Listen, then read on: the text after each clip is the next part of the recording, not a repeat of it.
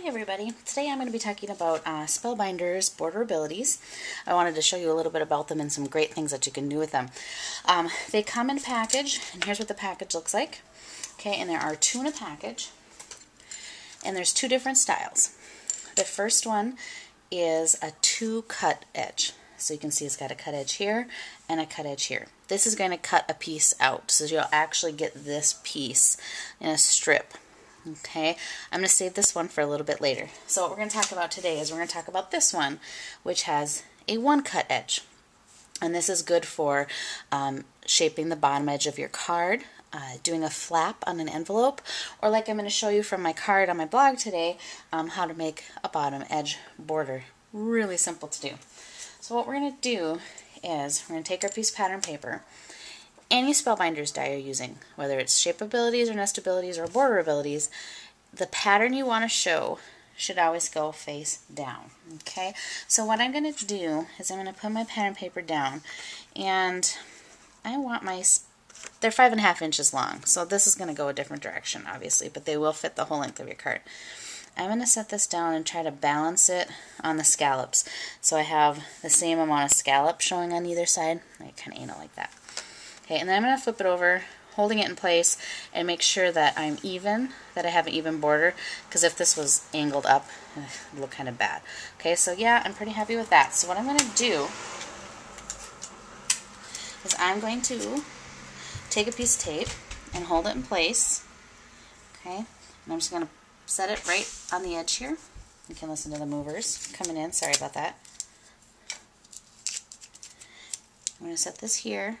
Okay, so now I've got it taped in place on both sides. And this is to make sure that the spacing stays even, and I'm going to double check it again, just to make sure. Okay, so what I'm going to do is I'm going to go ahead and I'm going to run this through. Okay, now, normally you want to keep all your dies and everything in the center. Now, because of where I'm cutting this one, this isn't sitting in the center. So what I'm going to do to ensure that it cuts out, because it's got lots of cut points and I don't have it set up the way I'm supposed to, I'm going to run it twice. So I'm going to top it with a master mat. Handle forward. I'm trying to spare you the arm shots here today. A little bit anyway.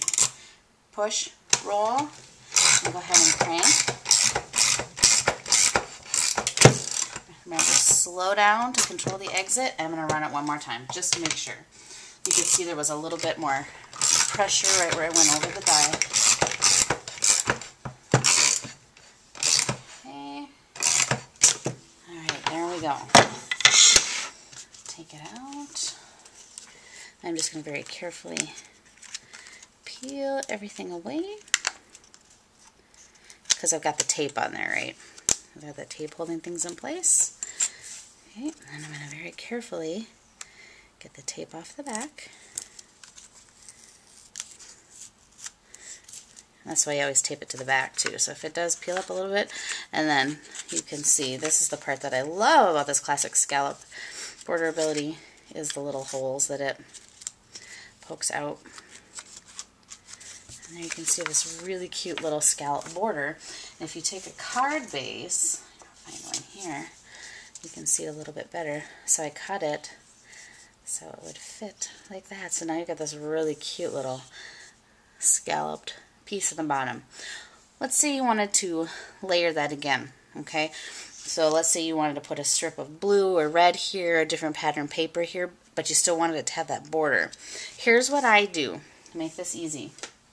I cut the strip to the size that I want it to be. Okay, so if I want it, let's do this yellow. Okay, so if I want it to be this length and how big I want it, I'm going to cut it to that size. And then what I'm going to do is do the same thing again. Got some tape, and because I'm going to do the yellow, I'm going to put that face down, meaning on the cut edge. I'm going to try to line it up, make sure everything's even. Okay, and I'm going to go ahead and I'm going to tape that down so you can see this one more time. Oh, and I have tape attached to me. Okay, and I'm going to do the same thing again. Now this time, because my piece is small, I'll be able to just stick it right in the middle and run it through no problem. Handle forward, mats over the Spellbinders, engage it, handle forward,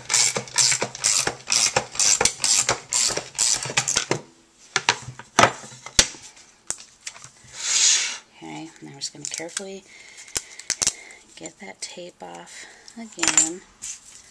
Okay, and slowly move it. Okay.